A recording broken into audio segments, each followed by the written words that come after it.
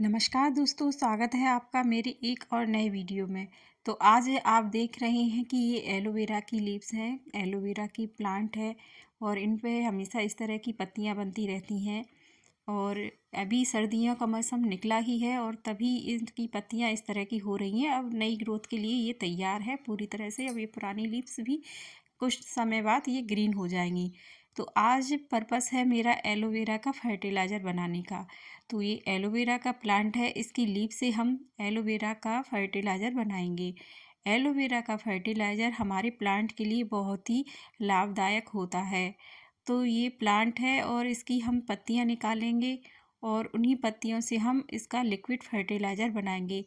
Aloe vera का जो fertiliser होता है वह एक पेस्टिसाइड के रूप में भी काम करता है, साथ ही फंगिसाइड होता है और बहुत ही लाभदायक इसकी पत्तियां होती हैं। तो हमें क्या करना है कि ये एलोवेरा की पत्तियां मैंने पहले भी तोड़ चुकी हूँ इसमें से।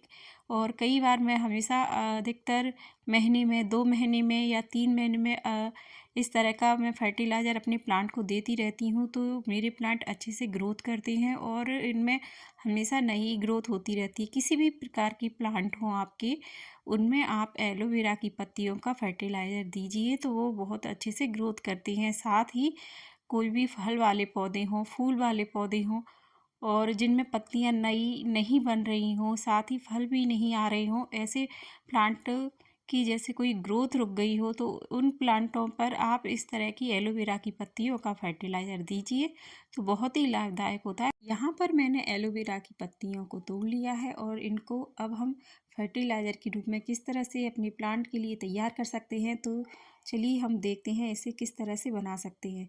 तो यहाँ पर एलोवेरा की जो पत्तियाँ हैं उनको हम कट करेंगे। तो कट करने से के साथ ही मैं आपको बताऊंगी कि एलोवेरा की पत्तियाँ ही क्यों लिक्विड फर्टिलाइज़र के लिए ज़्यादा ज़रूरी होती हैं।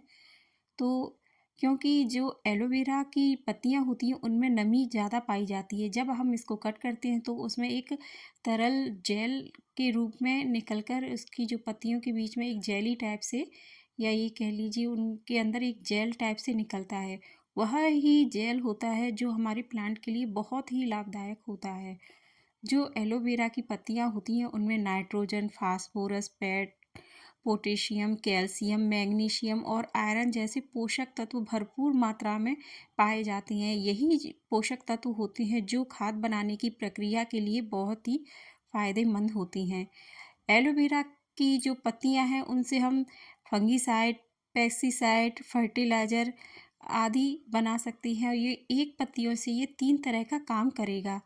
अगर आपके पौधों की, जैसे मैंने पहले भी कहा था, कि ग्रोथ रुक रही है, उनमें नई पत्तियां नहीं बन रही हैं, तो ये इसमें जो कैल्शियम, मैग्नीशियम, पोटेशियम, फास्फोरस होता है और साथ ही नाइट्रोजन, ये आपके प्लांट के लिए एक भरपूर खाद का काम करता है। इससे आपके प्लांट में नई ग्रोथ स्टार्ट हो जाएगी, नई पत्तियां आएंगी। साथ ही जो फूल वाले पौधे हैं उनमें फूल की ग्रोथ भी अच्छी होने लगेगी, उनका आकार भी बढ़ेगा और साथ ही जो फल वाले पौधे हैं उनमें अधिक मात्रा में फल भी लगेंगे और अच्छे से ग्रोथ भी होती रहेगी। तो इस तरह के जो फर्टिलाइज़र होते हैं वह बहुत ही फ़ायदेमंद होते हैं और इनका एक अच्छा ही परिणाम हमें अपने प्लांट पर देखने के लिए मिलता है।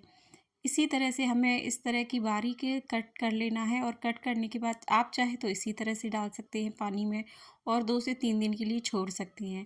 मैंने यहाँ पर एलोवेरा की जो सारी पत्तियाँ हैं उनको कट कर लिया है। साथ ही यहाँ पर एक बड़ा मिक्सी जार लिया है, उसमें मैं इन सभी पत्तियों को जो कट करके रखी हैं उनको एक पेस्ट के रूप में तैयार कर लेंगे।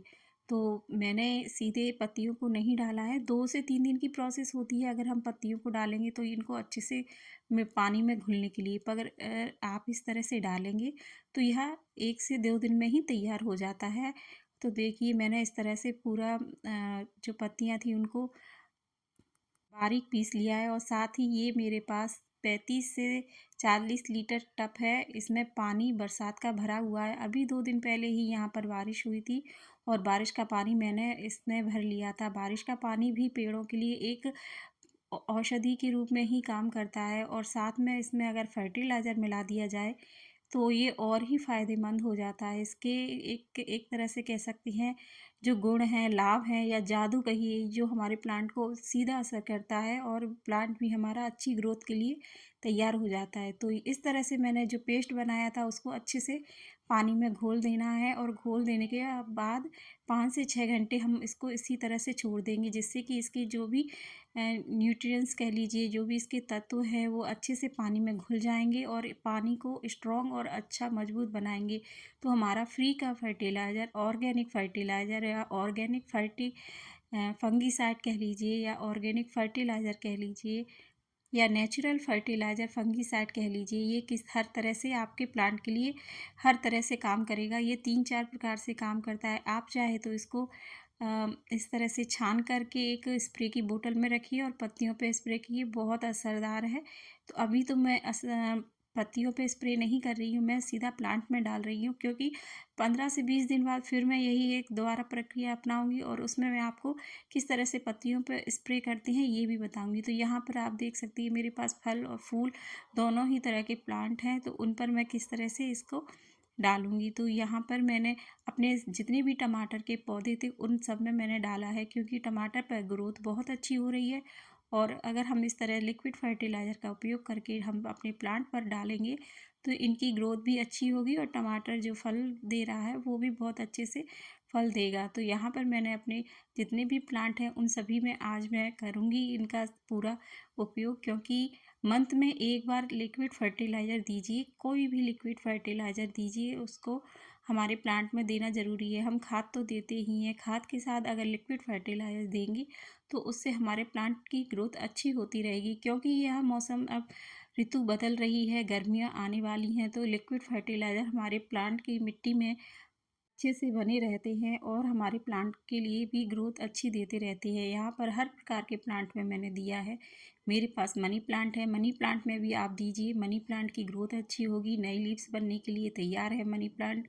और इस समय मनी प्लांट में जो ग्रोथ होती है उसमें इस तरह के फर्टिलाइज़र देंगे तो बहुत ही फ़ायदेमंद होते हैं। साथ ही यहाँ पर पर्टिकुलर प्लांट है और टमाटर के प्लांट है, साथ ही छोटे छोटे मेरे पॉट में लगाए गए प्लांट, उनमें भी हम इसी तरह के से फर्टिलाइज़र देंगे तो उनकी भी जो ग्रोथ होती है वो भी बढ़ जाएगी। क्योंकि इस तरह के छोटे जो इंडोर प्लांट होते हैं या छोटे पॉट में लगे हुए प्लांट होते हैं उनमें हम खाद नहीं दे सकते हैं, क्योंकि खाद के लिए उसमें जगह नहीं होती है।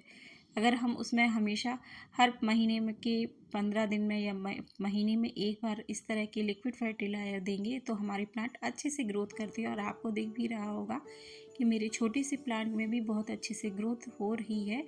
और साथ ही मेरे पास जो मनी प्लांट है और ये गुड़हल का पौधा है, इसमें अब देखिए पत्तियां तो झड़ चुकी हैं, नई पत्तियों की शुरुआत हो गई है। इस कंडीशन में हम अगर अपने प्लांट में इस तरह से पौधे में लिक्विड फर्टिलाइज़र देंगे तो वो बहुत ही अच्छे से ग्रोथ करेगा, क्योंकि खाद की ज़रूरत तो जो होती है वो हम इस लिक्विड फर्टिलाइज़र में पूरी कर देते हैं। तो उसको इस तरह से प्लांट में देने से हमारे प्लांट की ग्रोथ बढ़ जाती है।